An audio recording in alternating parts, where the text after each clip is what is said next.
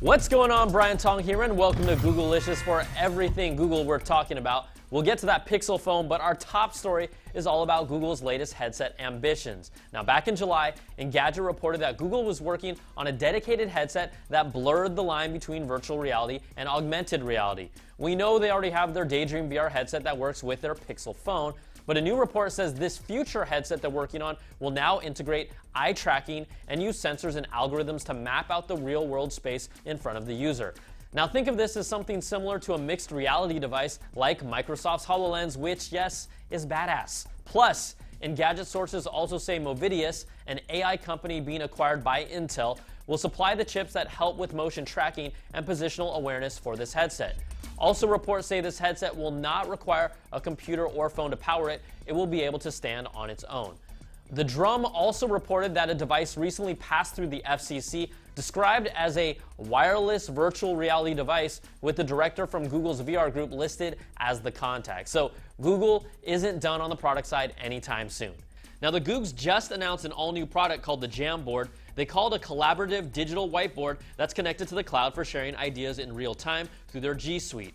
It's this really stylish, rolling design. It costs $6,000 for a 55-inch 4K display touchscreen that you can draw on, erase, and move things around. Now, you can sign up for the Jamboard through Google's early adopter program, and it's a pretty slick piece of hardware for the workplace. They've also hit a home run with the Google Pixel phone. Reviews across the board from last week have given it praise, thrusting it into the conversation for the best Android phone to date. It has the industry's best camera ever in a mobile phone, unlimited photo storage uploading, the Google Assistant, and a sleeker nougat. Those are just a few of the things that have separated it from the pack and make it a legitimate rival to the iPhone. And I have to reiterate, this is just Google's first phone effort where the software and hardware is controlled by them. Its lack of serious waterproofing is one thing that holds it back with an IP53 rating. That's good for splashes, but YouTuber Harris Craycraft decided to put it through a variety of tests, including submerging it for 30 minutes in a bowl of water, and you know what? It survives. It might make you feel better now, and it shows that it's better than officially advertised, but don't try swimming with this anytime soon. Okay, let's talk more about that camera, and if you wanted to see how good its 4K video footage looks, filmmaker Matteo Bertoli put together this gorgeous looking video that used no special lenses or gimbals to steady the footage. Color correction was applied, but the answer to any questions you might have, yes, the Pixel's camera is legit. And for Android users who want to get a taste of the latest Android flavor, the developer preview of 7.1 is now available for the Nexus 5X, 6P, and Pixel C.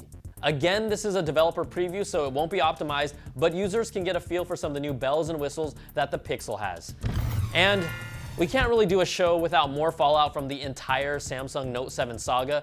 The latest report from the Wall Street Journal details how Samsung made a rushed decision based on incomplete evidence to start a recall, issue the new phones with the replacement battery, which then led to the killing of the Note 7 altogether. On top of that, the wireless industry trade group CTIA told the Journal that Samsung was the only manufacturer that relied on an in-house certification instead of using an independent lab like everyone else does.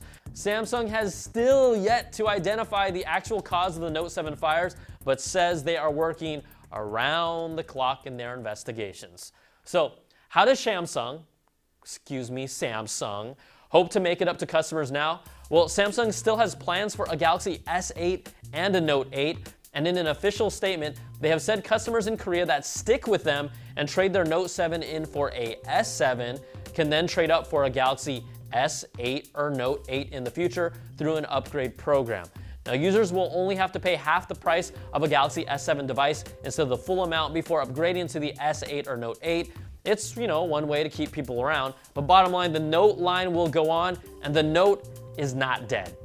All right, that's going to do it for this week. You can always email me at googlicious@cnet.com or tweet me at Brian Tong. Thanks so much for watching. We'll catch you all next time for some more of that Googlicious. Googlicious.